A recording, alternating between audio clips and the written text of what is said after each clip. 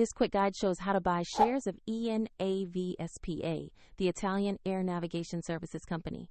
ENAV trades on CBOE EU as ENAV.MI, and this video is for educational purposes only and not financial advice. To buy shares, you will need a broker.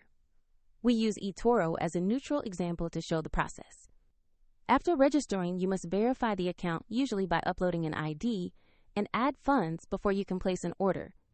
Open the eToro search bar and type the ticker ENAV.MI to locate the company. Select the matching ENAV S.p.A result to open its official asset page on the platform.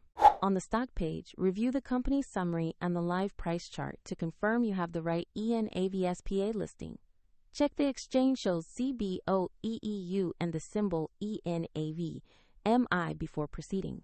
To place a buy order, click Invest, enter the amount you want, then review the order details and confirm the trade. If the market is closed, your order may be set as pending. And if you lack sufficient funds, eToro will prompt you to add money before final confirmation. Once executed, your ENAV position will appear in your portfolio where you can monitor it. A link to eToro is in the description if you want to follow the same steps shown here.